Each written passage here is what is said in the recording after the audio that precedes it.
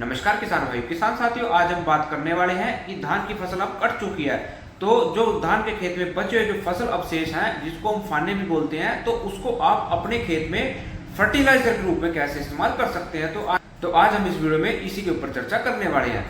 तो साथियों, आप इस वीडियो में अंत तक बने रहें। तो आज आपको एक अच्छी इन्फॉर्मेशन इस वीडियो के माध्यम से मिलने वाली है, क्योंकि साथियों, जो फसल के अवशेष होते हैं वो खेत में बिजाई के वक्त बड़ा परेशान करते हैं। तो उसको आप अपने खेत में फर्टिलाइजर के रूप में भी इस्तेमाल कर सकते हैं।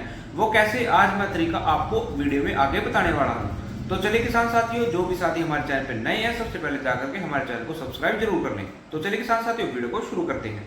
तो साथियों, जैसा कि धान की फसल अब कट चुकी है, तो उसके अंदर जो फाने बच जाते हैं, उसके अंदर जो फसल अवशेष बच जाते हैं, तो उसको आप अपने खेत में फर्टिलाइजर के रूप में अपने खेत में इस्तेमाल कर सकते हैं।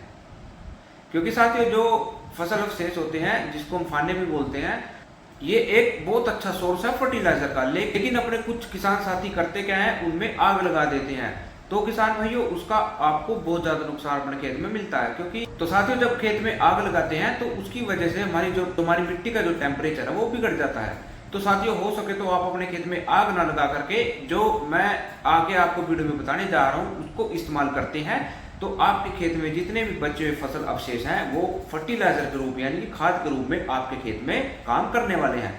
क्योंकि ये एक तरह से नेचुरल सोर्स ऑफ फर्टिलाइजर है, यानी कि ये एक तरह से नेचुरल सोर्स है फर्टिलाइजर का। तो साथियों, आप इसको जलाए मत, इसको आप अपने खेत में फर्टिलाइजर के रूप में इस्तेमाल करते हैं तो आपको जो रिजल्ट है बहुत अच्छा मिलता है, और जो आपकी जो लागत है वो भी इससे घटने वाली है। क्योंकि साथियों, एक तो ये तरीका है कि आप अपने खेत में इसको मिक्स करते हैं, तो ये बहुत टाइम के बाद आपके खेत में डिकम्पोज होता है, यानी कि ये बहुत टाइम लेता है गलने के लिए। तो अब देखा जाए तो इतना टाइम हमारे पास नहीं है कि हम अपने खेत में इसको गलाने के लिए छोड़ दें। क्योंकि जो अब रबी सीजन की फसलें हैं, उनकी बिजाई में बहुत कम समय रह गया है, तो हम इस तरह से इसको खेत में गलने सड़ने के लिए नहीं छोड़ सकते। तो साथियों, हमें कुछ ऐसी चीज लेनी होगी जिसकी वजह से जो ये हमारे फसल अवशेष है अपने खेत में जल्दी गलना शुरू हो जाए और हम इसको खाद के रूप में इस्तेमाल कर सके।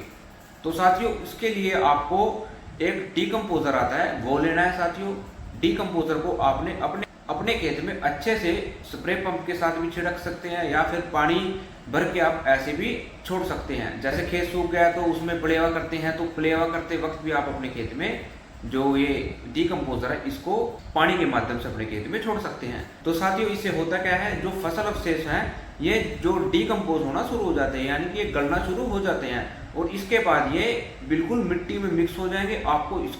आपको पता भी नहीं लगेगा कि इसमें जो फाने हैं है भी या नहीं, क्योंकि जो डीकम्पोजर होता है वो अच्छे से जो फाने होते हैं उनको गलाने का वो काम करता है।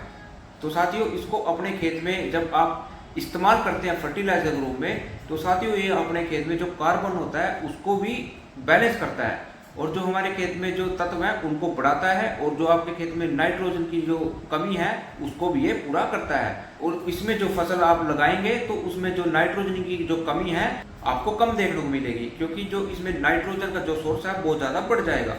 तो साथियों, इस तरह से आप अपने खेत में डीकम्पोजर की मदद से जो फाने हैं, जो हमारे फसल अवशेष बचे हुए हैं, इनको फर्टिलाइजर के रूप में इस्तेमाल कर सकते हैं। तो चलिए किसान साथियों, इस छोटी सी वीडियो के माध्यम से हमारी जानकारी अच्छी लगे तो हमारी वीडियो को लाइक, शेयर और चैनल को सब्सक्राइब करना ना भूलें। धन्यवाद।